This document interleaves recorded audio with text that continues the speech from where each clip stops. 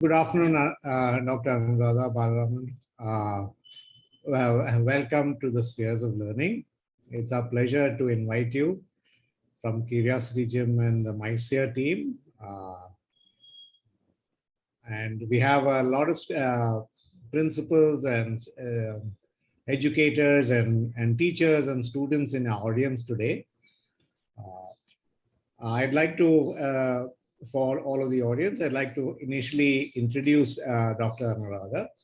Dr. Anuradha has been serving as a member of the Indian Economic Service for almost 30 years in various advisory capacities and in several core ministries of the central government, as well as the Chief Economic Advisor and Member Secretary of the Kerala State Planning Government in the Government of Kerala.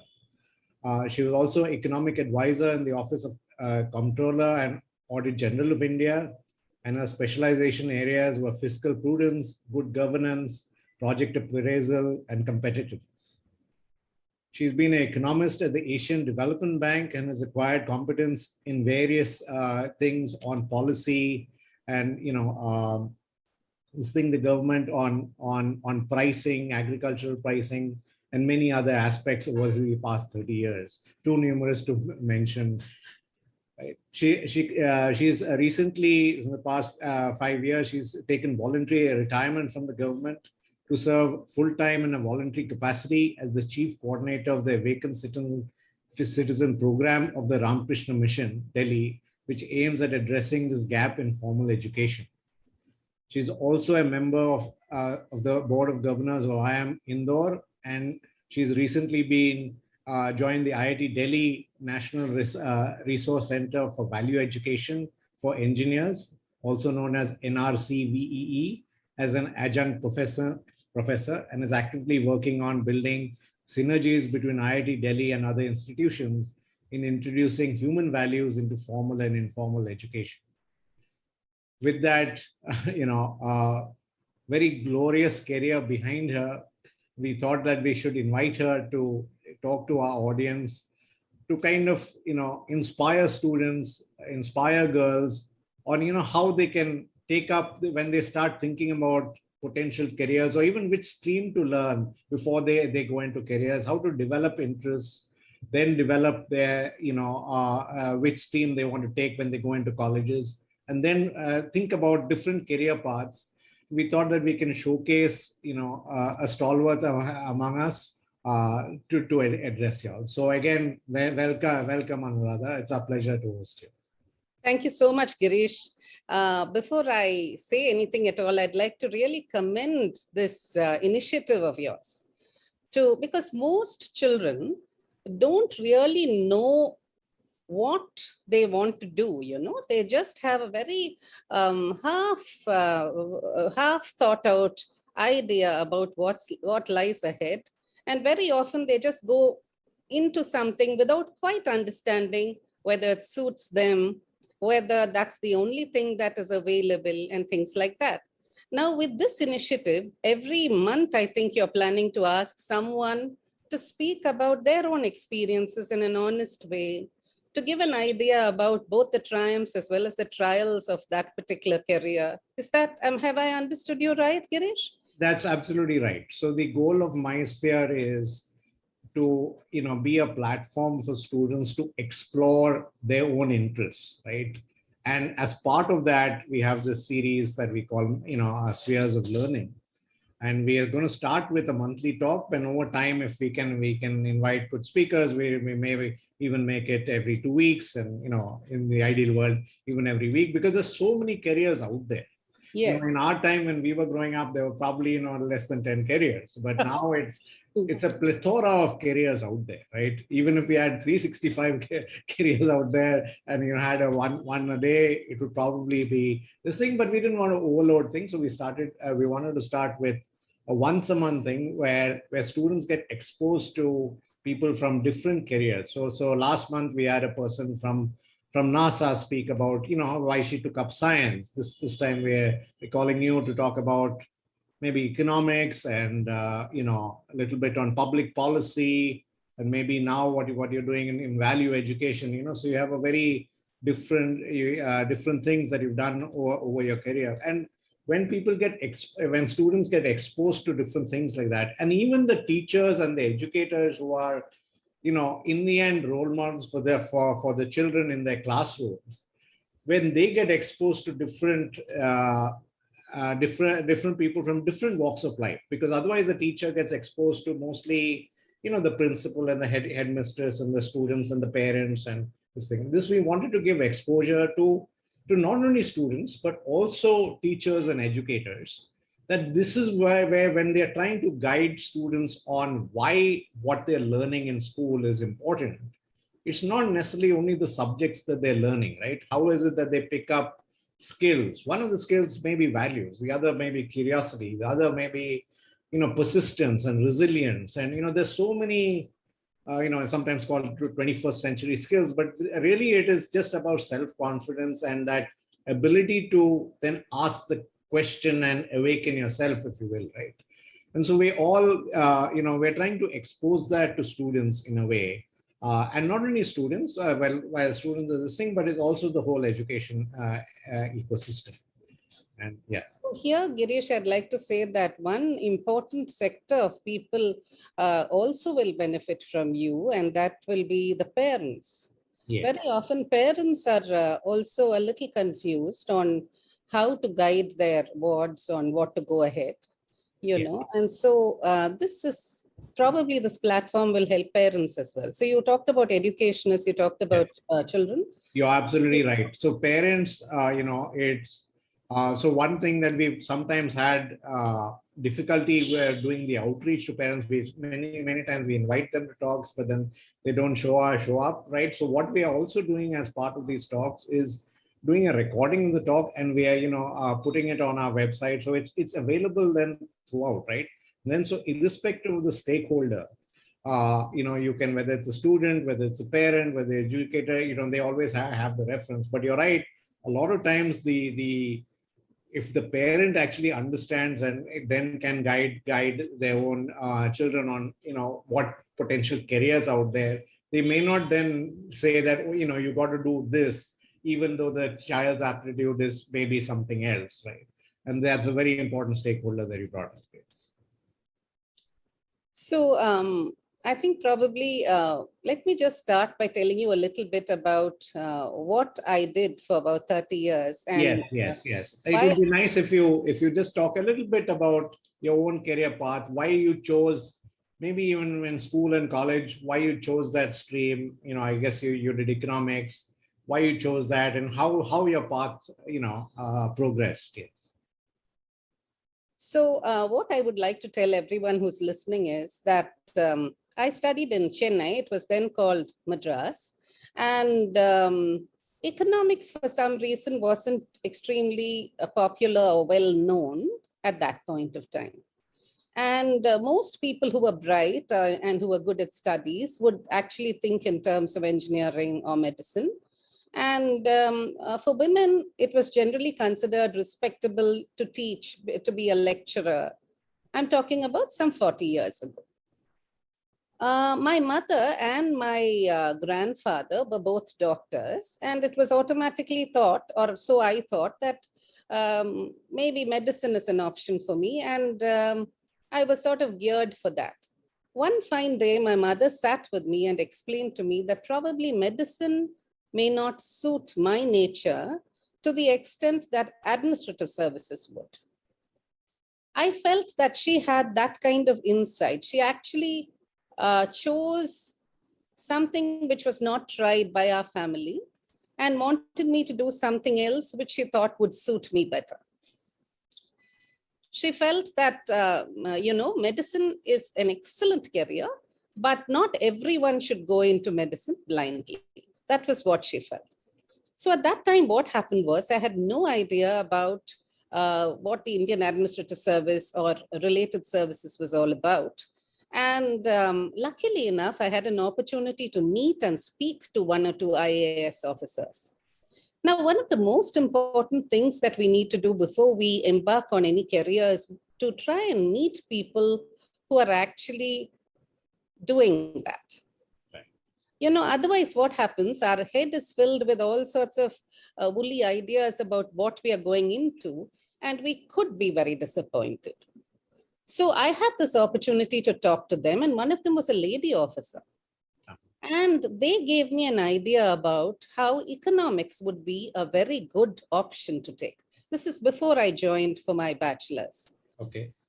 The idea of taking economics when it comes to dealing with the arena of development or development policy or governance is that you really need to understand economics in a big way, because almost everything has an economic basis when it comes to policy, economic, socio-economic basis it has. And you need to understand how each and every variable affects the other. So economics was considered to be a good option for me. And that was the first, because at that time, when we were in school, we did not have any exposure to economics at all. Yeah. So I went into economics thinking that it would be a good option for me for the civil services. And it turned out to be right. I liked the subject very much. You see, economics is all about scarcity management. Whenever resources, whatever they may be human resources, they may be money, there may be any kind of resources, when they are scarce, you need to actually use it in an optimum fashion. So it's all about managing scarcity. And of course, there are a whole lot of theories that one has to understand and then see how it applies in different contexts. So that's how I got. And that time, there were career paths that once you became an economist, did you have to go into and do an IAS and things? Or you said you talked to a few people in IAS, but then you didn't do an IAS yourself, but you went into service, right? No, what I'm saying is that you need a bachelor's degree in order to write this UPSC civil services exam, right? The IAS and allied exams. Right. So there are a whole lot of services for which you can take any discipline. And I was advised to take economics. So I took economics as it was an economics honors bachelor's course. Right. So the idea was to get into the Indian Administrative Service. Right. And true enough, after my bachelor's, I wrote the exam, in the IAS and allied services exam. I also wrote the Indian Economic Service exam, which is a separate UPSC exam.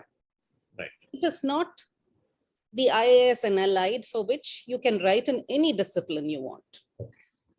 But for exams like the Forest Service or Statistical Service or Engineering Service or Economic Service, you've got to have that particular discipline as your major subject. Right. And everyone writing that exam would be actually postgraduates. In the case of Indian Economic Service, you have to be a postgraduate in economics to write that UPSC exam. So everyone's writing, this is, if we could put it in the slide mode, it would be very nice. Yes. Yeah. It takes me back. Yeah. You see, for a person coming in from Chennai, when the first thing that you do when you clear all your exams and then you come and see this extremely awesome building in Shah Jahan Road, Union Public Service Commission. Right. And there's a sense of awe, because it's really tough getting in, So that's what happened. And so I had to, I wrote 2 exams. I was already married then. I was married at 21. And luckily enough, I had full support from my husband. He said I could go ahead with my career. So I wrote my civil services as well as my Indian Economic Service as a separate exam in the same year in 1986. And in the Indian Administrative Service, I did not get it to the IAS proper. I got a lower service, a grade A. Grade A meaning you start as an officer of, it's not clerical, it's an officer grade. I got something else, but I also got the Indian Economic Service in the separate exam. And when I weighed both the options, I thought I would prefer to take a specialized course, the Indian Economic Service. And that's how I chose that. I didn't write the IAS again. Because I was already married and I wanted to embark on a career. So can you tell me, once you're in, then you start thing, can you tell me what the economist actually does, or when you're working, then for a student, uh, can you describe a typical day of what you're doing at work? Okay. So what happens when, I'll tell you about how it is when we first join, because that will be what will interest young people, I think. Yes. First and foremost, you have to go through a whole 2 years of what is considered probation. Okay. During this probation period, the government of India will actually train you again to bring you all on par. Let's say in the Indian Economic Service, about 20 people are taken in any 1 year. That's all. They'll take about 20, 26 and so on. And that is for all, categories, regardless of whether you're general category or any other category. There's only that many that will be required in a year. So according to the need, they'll take about 25 or so officers. After that, you're given 2 years of training. I'm just talking about that because I'd like everyone to understand about the training period as well. You're actually getting paid during that period. Okay. But you're getting a lot of exposure. You are posted in wonderful places all over India, and you get to see how the RBI functions, for example, how agricultural colleges function, how the parliament functions. So you get a lot of exposure into different, rural management, every kind of thing. And thereby, at the end of 2 years, you're equipped to actually work in ministries. So this is a 2-year rotation program that you're spending time in these different places, is it? Yes, but throughout that period, we're being trained as a batch. Okay. The batch will be divided in, sometimes we'll come together, sometimes we'll be divided, and we'll have to get hands-on field level training. Wow. So, you come in with a certain theoretical understanding about economics and how to use it in governance. Right. But you actually understand what it's all about during this training period, because you go and work in different, organizations and understand how they look at. So can you again, when you say work in this thing, so for example, when let's say you're a trainee officer in the RBI, what would you be doing there?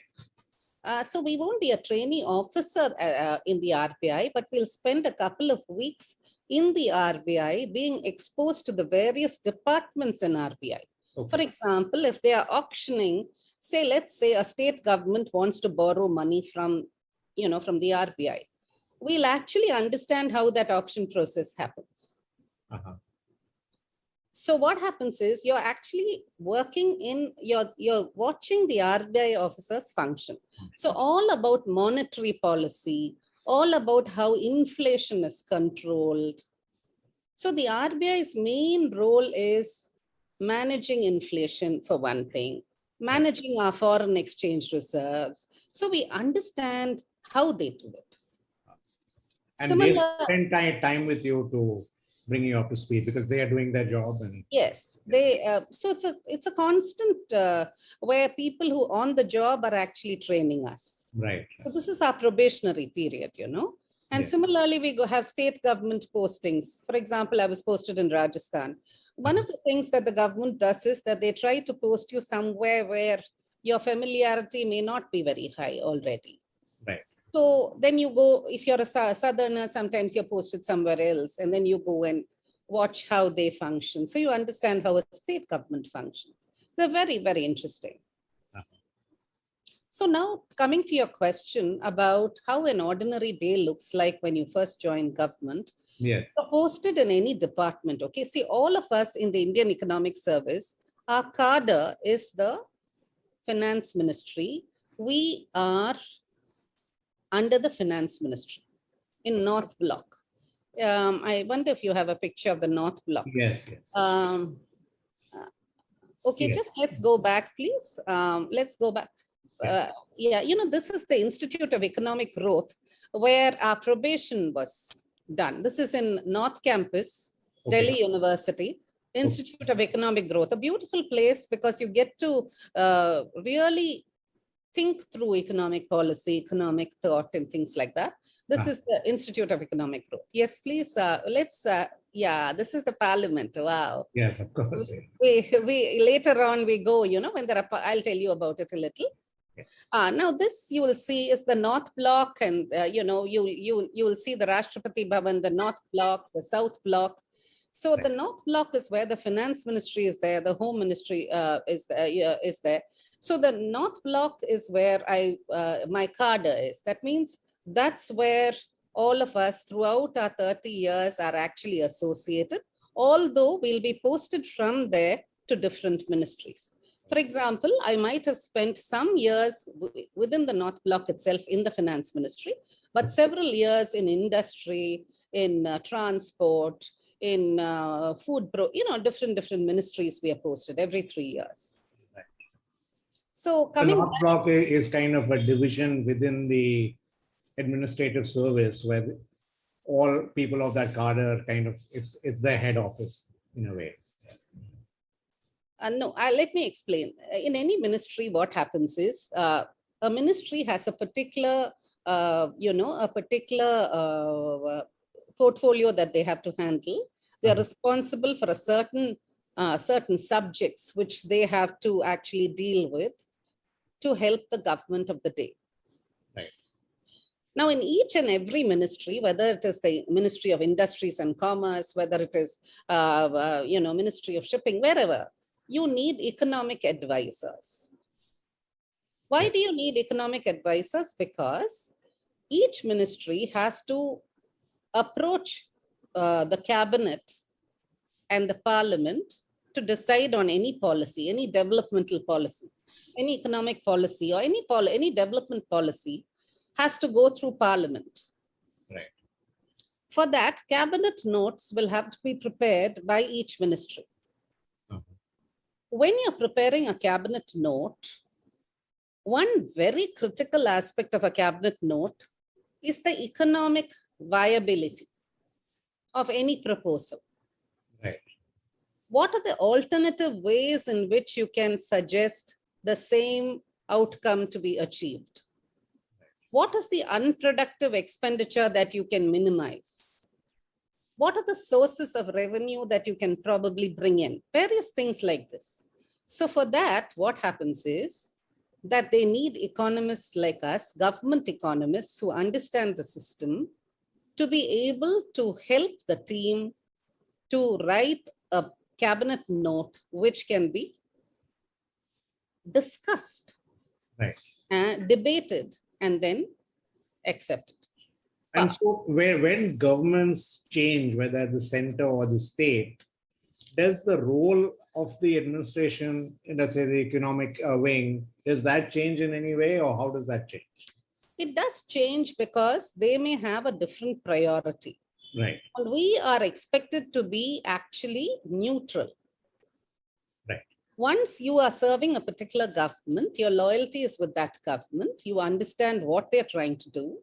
And then you give them the best possible advice that you can based on your understanding, not only of your theoretical and educational background, but also over the years, you would have understood how, what works, what does not work.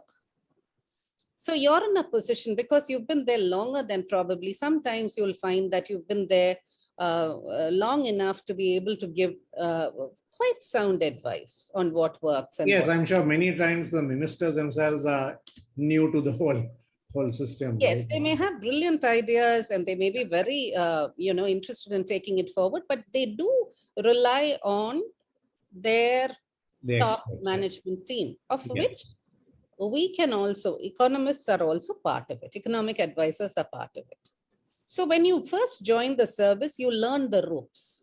You learn how to write a note expressing a point of view. So your communication, both verbal as well as written, has to be sound.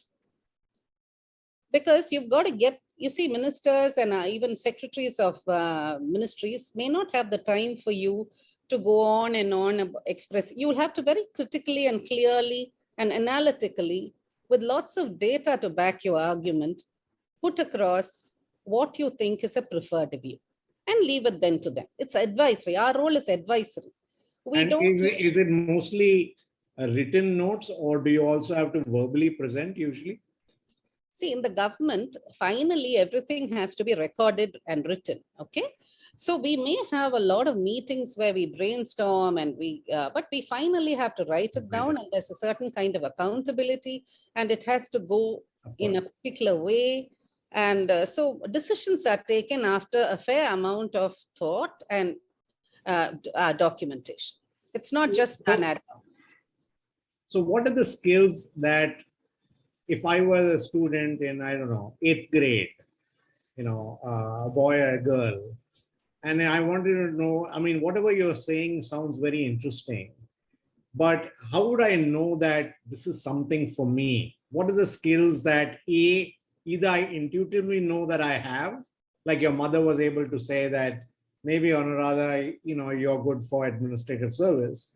Maybe there's sometimes kids or their parents might have that intuition. The other is maybe you don't have that intuition, but you think, well, I think it interests me. I'm not sure whether I have it, but what are those skills that one has to pick up?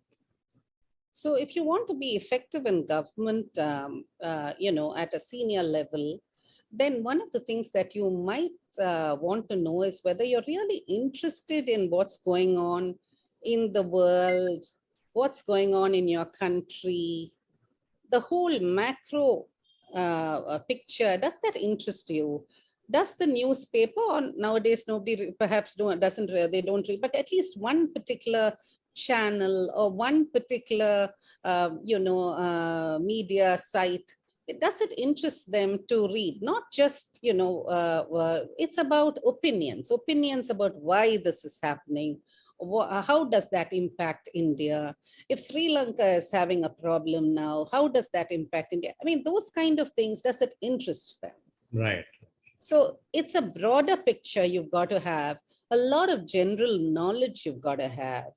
And then you should be the kind of person who likes to interact with people, because you will be dealing with a lot of people from different disciplines.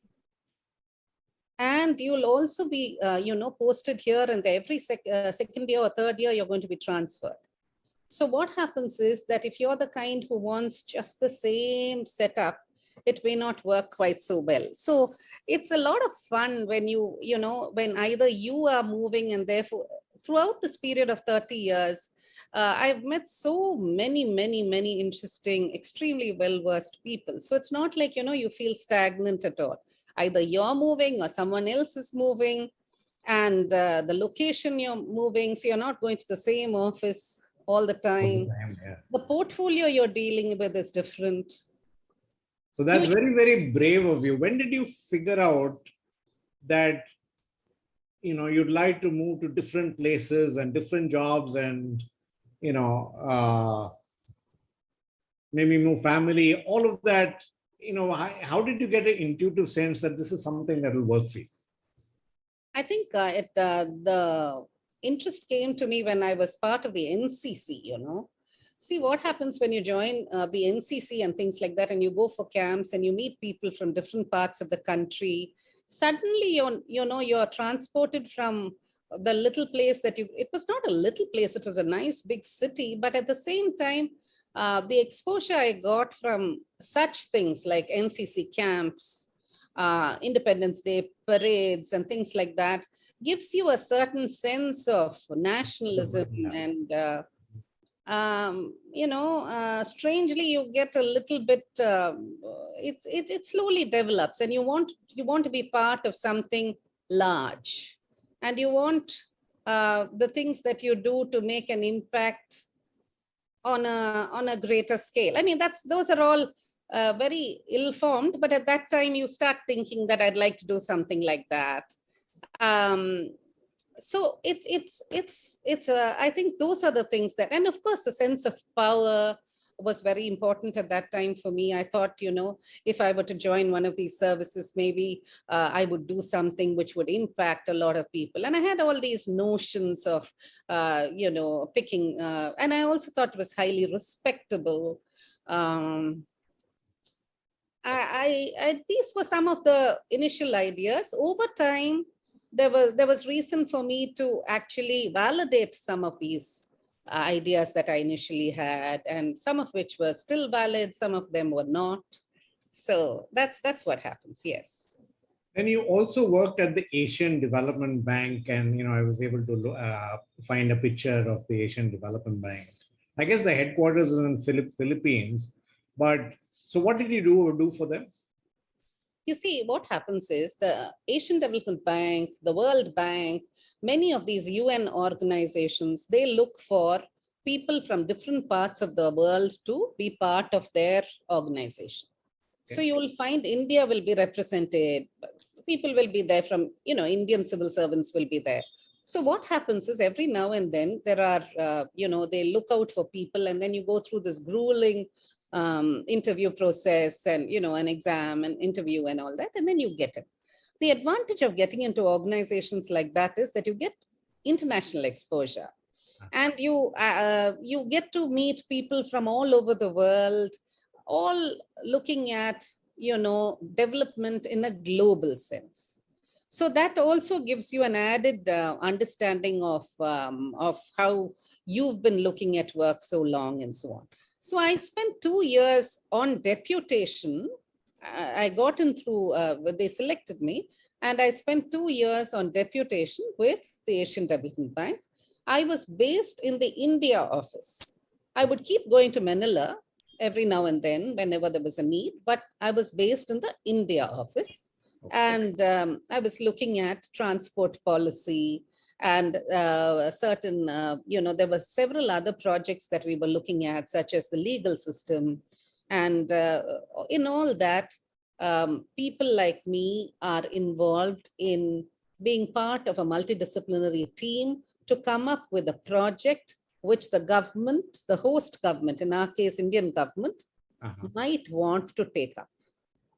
So say, for example, we want to build roads in Madhya Pradesh. Then Asian Development Bank, which has a certain expertise to build roads and on a privatization basis, I would be part of that team, and we would come up with something which would appeal to the Indian government. And then you may get funding from international organizations and all of that as part of the bank. You see, some of it's a loan, basically. The Asian Development Bank offers a loan to the government of India. Mm-hmm. At certain, concessional rates and things like that. Mm-hmm. But it depends on the project. Some projects you get it, yeah. So that's what the Asian Development Bank offers, a loan, and helps you with technical assistance on how to implement that project and pay back the loan. Okay. So now let's just change gears, Anuradha. You've talked a little bit about your career as an economist and in the administration service and in the finance and economic ministries. Now, then at retirement a few years ago, you started volunteering and because values education was important for you. So can you tell us a little bit about that and why that shift? One of the things that probably I realized was that you see, this achievement orientation that many of us have, we have constantly chasing after success and things like that. It still leaves us sometimes a bit empty and a bit confused, because there's no end to that roller coaster.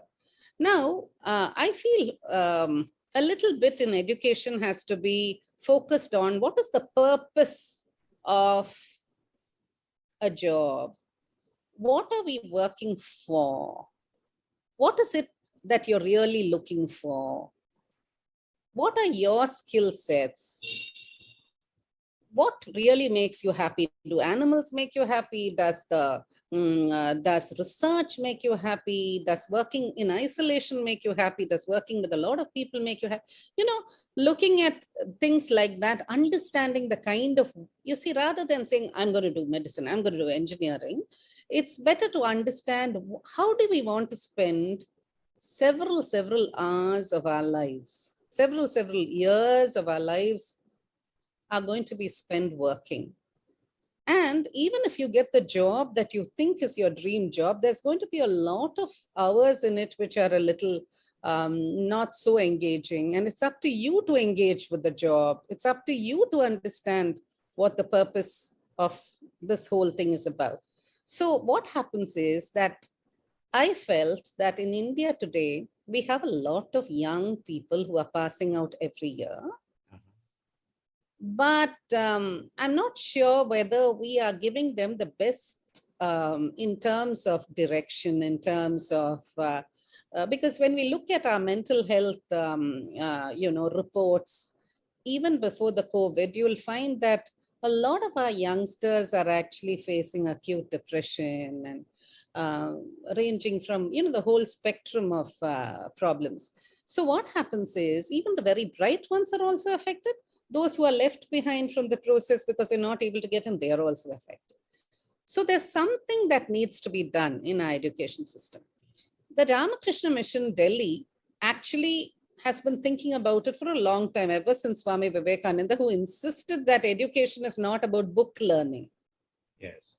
Education means that you have to stand on your own feet, no doubt, but you have to understand that you have infinite potential which you can bring out.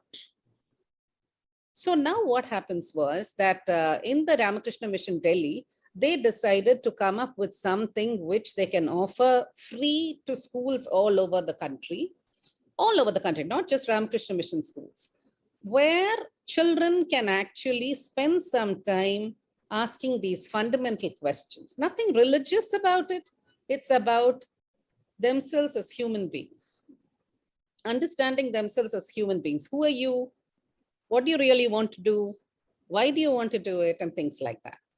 And at that time, what happened was that the head of the Ramakrishna Mission Delhi was looking for a team of people who could help him to take this forward, because it was huge, untried. There was a lot when you're starting something which has no precedent. So I was asked to quit, and it took me some time. Luckily, my husband and I had a talk about it. My family members were okay with it. So after 30 years of government, I still had 6 years left.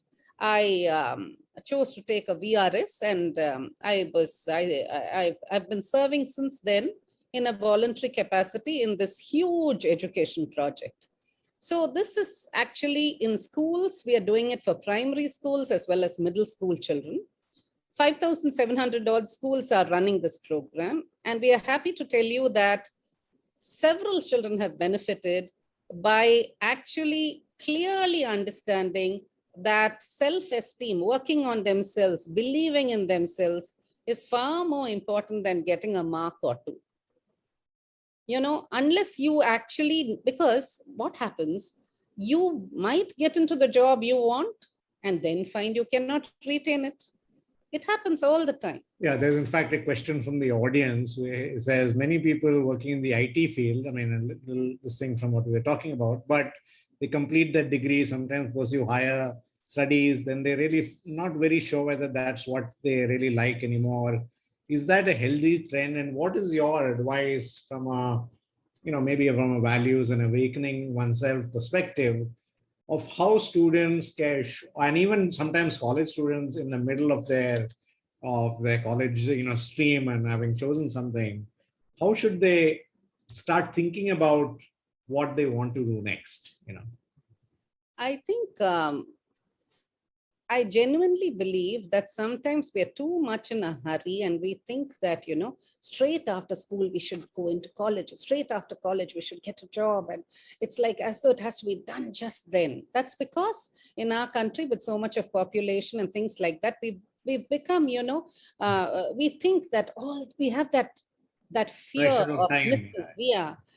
It's not like that elsewhere, as we all know. But in India, it's like that. Now, I feel there's no harm in taking a gap year. There's no harm in taking 1 or 2 years and finding out for yourself what you really want to do. Now, this doesn't mean that you just sit. It means that you work with an NGO, or you work with, for example, the team that we work with. We offer an internship, a Vivekananda Fellowship, we call it, where we actually pay bright young people who will spend 2 years actually making a difference in education. So in that process, what happens is they actually go onto the field and understand what's working, what's not working. And at a very young age, they're actually interacting with top educationists, with authorities, and they're meeting people who are, movers and shakers. And so what happens is that their level of confidence and their self-belief actually gets firmed up. Mhm. After that, they're free to actually, by then they'll know, even if they want to do an MBA, they can do it with a lot more understanding of why they want to do an MBA. They want to go abroad and study, the SOP is all ready because they know exactly what their statement of purpose is. So the level of confidence that they have, otherwise what happens is, Girish, I mean, this is my own experience, others may not agree with me, but very often a child who's passing out, however bright they are, actually at an interview, because I'm constantly interviewing people in IIT and things like that, they don't even look you in the eye, Yes. They're not able to speak with confidence. And MNCs have told us, while I was in government, they've told us your engineers have to be trained again. They, they need complete retraining.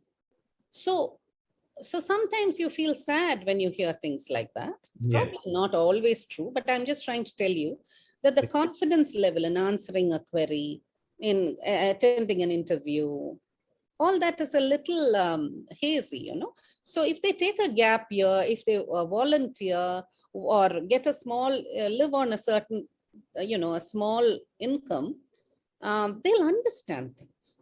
And so I guess what you're saying, and perhaps this is what even your the awakeness program is about, is that a lot of times success is initially by finding oneself inside rather than all the outside, right? And so is that one aspect of students finding themselves in the world?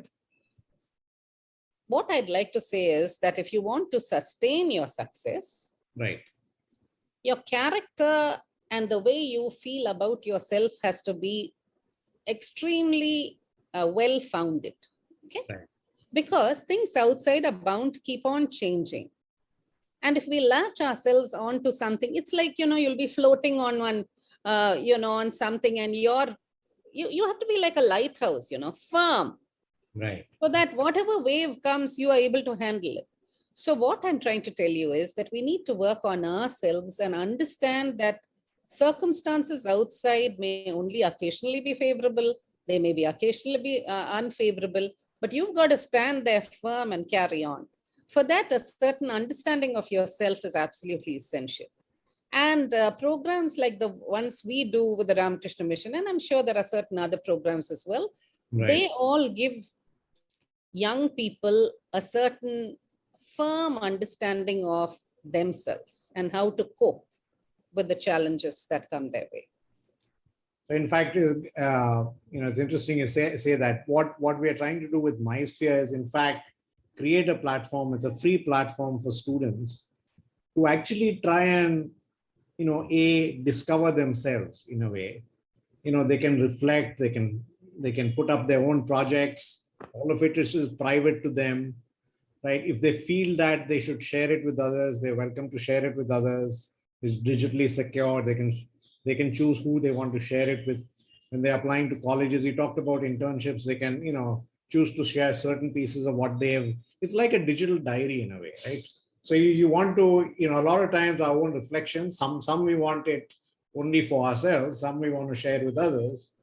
And then it gives exposure to, internships and courses and career counselors and all of that, so that's the idea of what we have, MySphere. We'd love everyone in the audience to kind of use a platform like that. It's a free platform. It's, we feel, and we've created the platform because we feel that, once students start understanding themselves really, and reflecting on themselves, then, that's when, many things can explode. Otherwise, it's not only about just doing science or maths or engineering or economics or anything like that, right? And so there's going to be many careers out there, And once they start understanding themselves with their own reflection, and a lot of times what happens with reflection is you sometimes think of things, but then you forget it.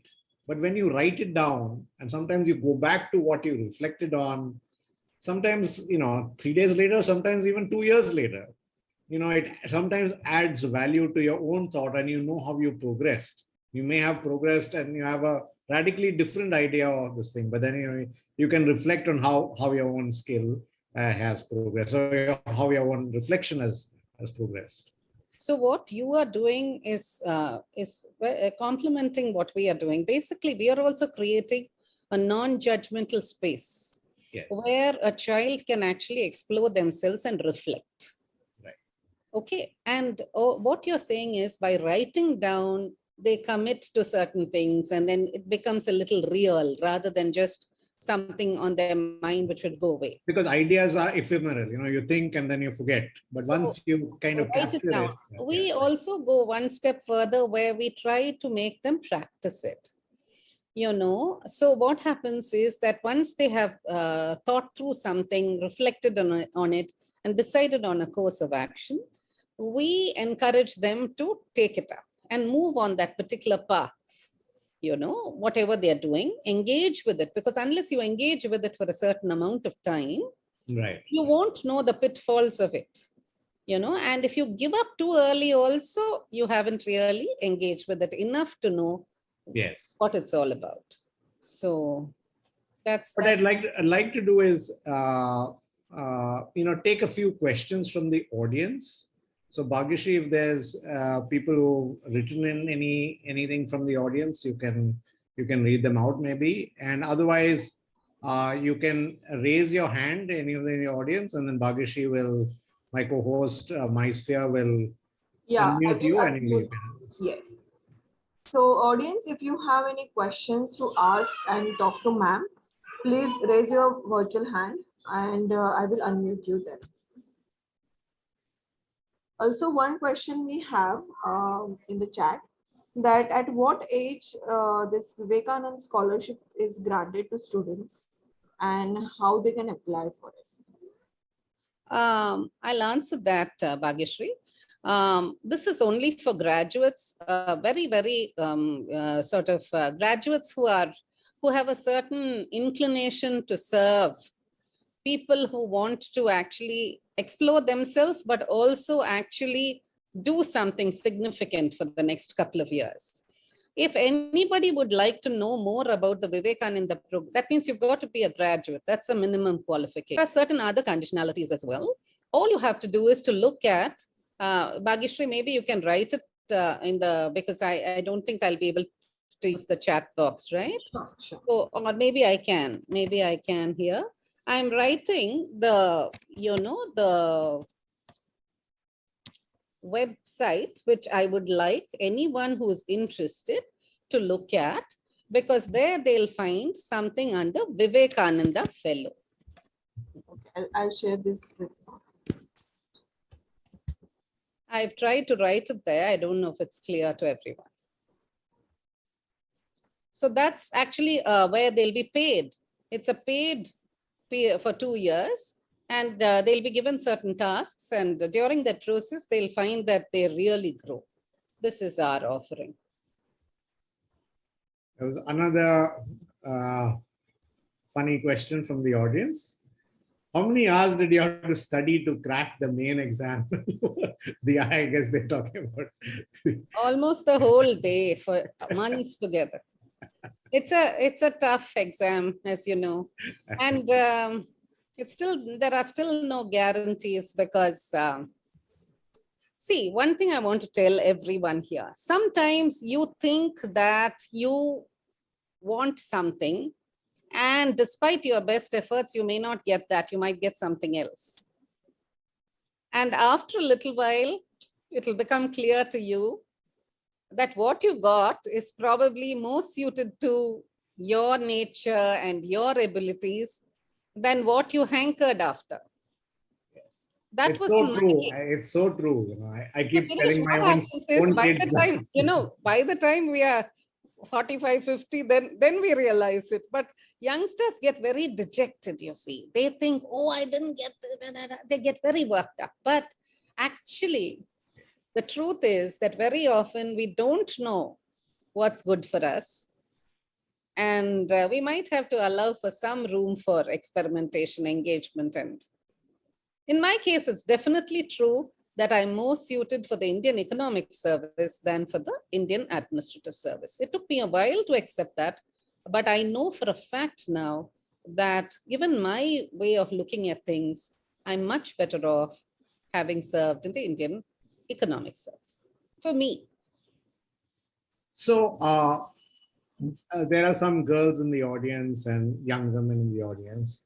What would you say, having been in so many different states and different career paths and dealt with people both Indian and internationally, what are some of the challenges that you had to face and how did you overcome them? One of the first challenges that will happen is that there'll be a bit of juggling when when you're married and when you have children. And there's a certain amount of guilt that always seems to be following a working woman. However much she tries to do things, she would feel a bit that she's not doing justice. Right. So that is a bit of a problem. So somehow you have to manage that. You have to get support systems and you have to somehow go through those periods and still carry on and manage. That's one problem for women in general, because most of us do want to have happy families and all that as well. And yes, in the Indian system, we do get support. So we must avail of it. Relative to other places, we do get support. We just need to find, groom, and share our salary in such a way that we, after all, not everyone's working for a salary, right? So at a certain period of our life, maybe even if a substantial portion of our salary is given to people to help us, we might get very good people who will help us so that the children don't lose out totally in terms of very good support. I'm not sure if I'm making this clear, Girish. What I'm saying is that is one significant problem which women working in any career will face, government included. The other thing is that in government, at my time at any rate, there weren't too many women in the boardroom, or there weren't too many women who was the boss. And so sometimes men find it a little difficult to take orders from a female boss. I'm talking about many years ago. Things are different now, but earlier on it was a little difficult. And surprisingly, what would happen, I would notice, is that they'll end up calling you sir. And when they call you sir, somehow their ego is in place, But so they sort of write you off as some strange character and then they call you sir, and then they manage. So it's just all I'm saying is that culturally it's difficult sometimes Yes. to take orders from a woman. And like I said, that's some time ago. So I used to have a bit of problem here and there. And as a result, sometimes what happens is that we are seen as a bit aggressive. A male counterpart doing the same thing may not be seen as equally aggressive, but when a woman is doing something or when she's trying to get a team to move in, so there is a certain way of looking at how women. Kudos to you for doing all of that. Yeah. We must be role models for our girls. India has so many, and India will shine if 50% of the population, or even a small percentage of that starts emulating leaders. Yeah. One more question we have from the audience. Yeah. That, ma'am, how did you decide that what you need to do in your future career? I mean, when you were in the decision phase, how did you decide that you want to pursue this future career? Future career meaning the Indian Economic Service? So ask the person what do they mean, Indian Economic Service or my shift to value education? Sanskriti, do you want to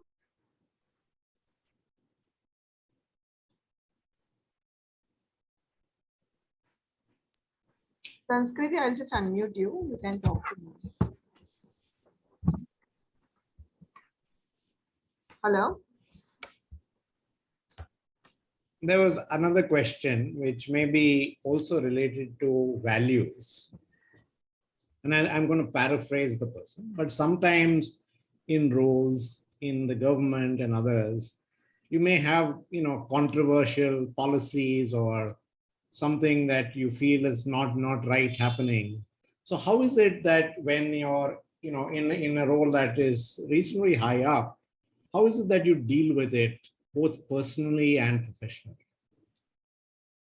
So that happens in government as well as in the private sector, anywhere that you're working. Absolutely. Sometimes your ideals and those of the people you're working with may not match. The advantage in government is that you don't have a single boss, It's not that you're sort of wedded to a boss or a particular way of thinking. It's the government of India. So what happens is that gives you a certain kind of, if you don't mind, sometimes the worst case scenario is that you might get transferred. If they think that you're not able to understand why they want to do something in a particular way, and you're standing in the way because of some sort of notion that that's not the way, let's imagine, then all that can happen is that you will be transferred from one post to another, right? It's not like that's fine. You'll have to take that much. Basically, all I'm trying to say is that if you're sure of the ground you're standing on, you can write a clear, because like I said, everything is written down, and you can, in a diplomatic way, indicate what you think and why you think so. Nobody is going to force you to sign on the dotted line. Right. It all depends on you. Sometimes you might have to stand up to someone, and that can happen anywhere. Absolutely right. That's true in the private industry as well. So. Whereas if you're seen as a person who is just wishy-washy and who will go on giving in to everything, that actually tells against your own ability to know what you want to do, right? You've joined the government in order to make a difference, in order to lead, or whatever if you have those notions, then you've got to somehow remember that at all points of time. There was another question. I'm not very sure whether it's relevant, but I'll read it out anyway. I'm aspiring to become an English language teacher in France. I am already a CELTA teacher and know the French language since the past 6 years. And I'm not sure how to make my dream a reality. I would not be able to answer this, Anuradha. So maybe. No, because it's so specialized, we won't be able to answer that. You see, we may not know enough about that. Yes. But basically what the person is asking is, they seem to have a very clear idea about what they want to do. So it's a matter of step by step, breaking up the big problem into small steps. And anyway, today's we get every kind of information readily, right? It's not like in our time when we won't even get the information we need. So now you get all sorts of information. You're able to look at it. You're able to step by step go. But if France is not opening up and things like that, then you might have to wait your time. So we have to be a bit realistic about what we're trying to do, but it's not impossible. I don't know about this particular thing. I'm only saying that anything we want to do, if we have matching skills, we'll be able to do it. And now, because of the internet, and in fact, we are trying to coming back to the MySphere platform, what we're trying to do is for students like this, for questions like this, we're trying to curate information on different careers for students to find, from introductory videos, then courses, maybe even a bunch of career counselors. The person, students may be in different parts of India, different parts of the world, potentially. Maybe the career counselor they want to talk to, they're more familiar in a local language to ask those questions. So all of those, so we're kind of creating a marketplace for even the service providers like the career counselors, the mentors, the internship providers, all to come together so that students can then find who they want to talk to in order to make their work. So to the person who asked that question, We don't have a language section yet, but we're going to be adding different careers, and one of them is going to be language. Maybe she or he can help you with Yes, that. yes. And so we are also looking for people to help curate content, who, if they want to offer courses, offer career guidance, they can absolutely approach us, and we do have a curated method of selecting them to be this thing, because then it's kind of certified by us. But that's where we want to make sure that it you can be both a provider as well as a seeker. That's the whole idea. And while providing, you learn a lot, isn't it? Yes, and one of the provisions, as we actually can offer students and internships. You talked about internships. We can provide internships in content curation, reviewing things. See, because we think that's the way that the world is going to progress, right? Because if you're not sure you want to do a career, but if you read a lot about it, you're figuring out what that career is about. You're actually learning about it, right? So that's how we are kind of able to then kind of make your own world, shape your own ideas. Actually find what you thought you liked something, but when you're doing it, you figure out that no, it's not for me, right? So all of those opportunities arise. Yes. You have to have an open mind, and you have to really work at before you enter something. You have to really work a little bit, and then. Did Sanskriti manage Bhagyashree to ask her question? No, I was trying to chat with her as well, but she could not unmute herself. Okay. Any other questions from the audience? Yeah, one more I have, that how does one strikes the balance between being ambitious and not being overwhelmed by it at the same time? See, the word ambition sometimes has a negative connotation, but actually, it all depends. It all depends upon aspiration. I would like the word aspiration, because I think all of us can aspire, and this aspiration should be about the way we want to grow, both on the outside, meaning how the world sees us, as well as how we see ourselves. That is how we are inside. So one of the things Swami Vivekananda said, which I really, find worth talking about, is there's no point polishing the outside if you don't polish up the inside. So basically, what we mean by this is that you see, ambition can have negative connotations if it is single-minded, competitive, trying to suppress others, and very individualistic. Then it seems to have a negative connotation, because this person is thinking only of themselves. They're just running roughshod over everyone else. However, if you learn to collaborate and you learn to take other people along, then there's no harm in reaching for the stars. In fact, yeah. You're absolutely right. So the word ambition and aspiration, it's a lot of times somehow in India the word ambition, in some circles have a negative connotation. That should not be true at all. Students must have ambition and aspiration, and that's what in fact drives a human life forward in a way, right? And the ability to take risks, ability to potentially fail at something, in fact, also must encourage our students to fail. That's right. Actually, what happens is that's one of the things that we do in the Ramakrishna Mission in our programs, is that we encourage children to find out what their potential is all about. We try to make them understand that they have infinite potential.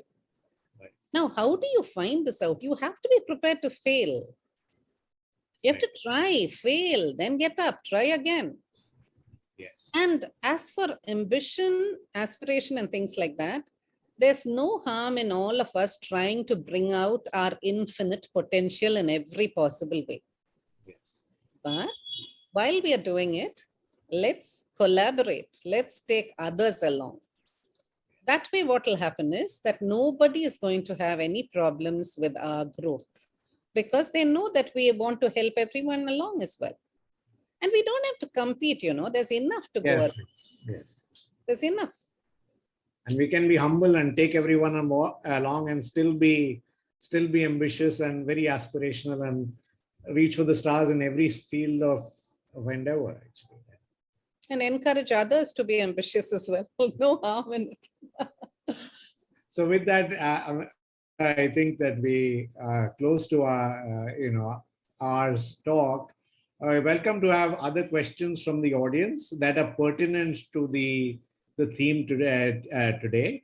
Otherwise, I'd really like to thank you, Anuradha, and we'll still wait for a couple of minutes from the audience from any chats. But yeah, thank you so much for sharing all your views on your own journey, as well as how students can look at finding themselves, finding their aspiration, finding internships, finding themselves.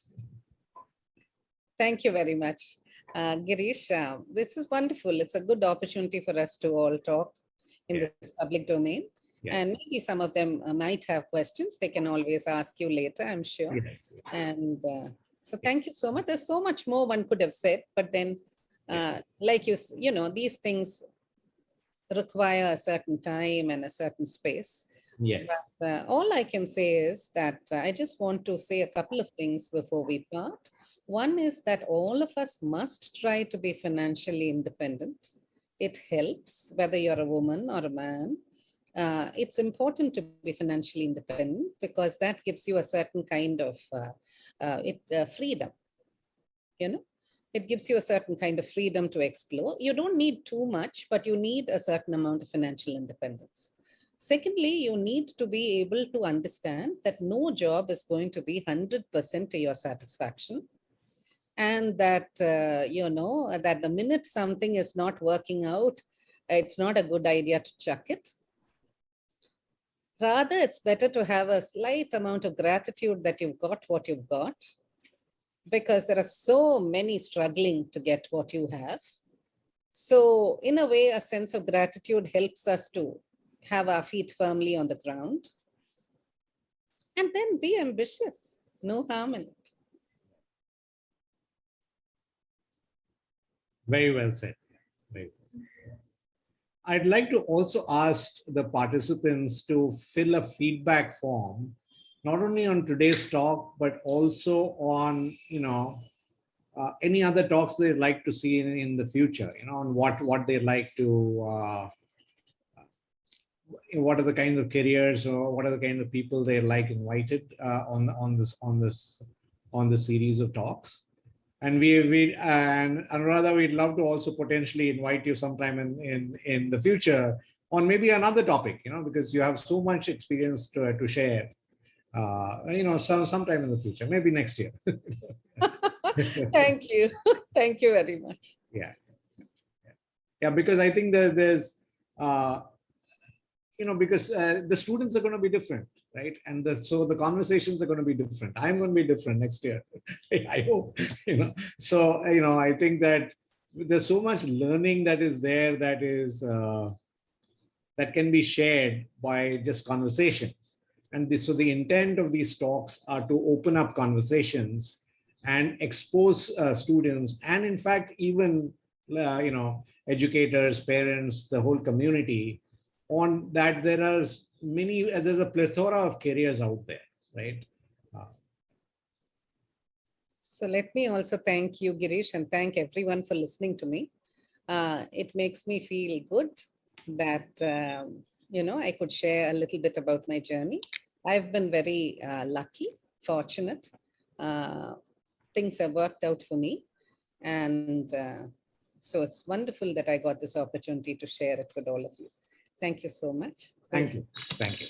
And once again, all the participants, Bhagishi has posted a feedback form on the chat. We do encourage you to fill out the form because it really helps us, improve what we showcase to y'all in the future. Yeah. Thank you. Bye-bye. Thank you. Bye. Thank you. Thank you, everyone. Bye.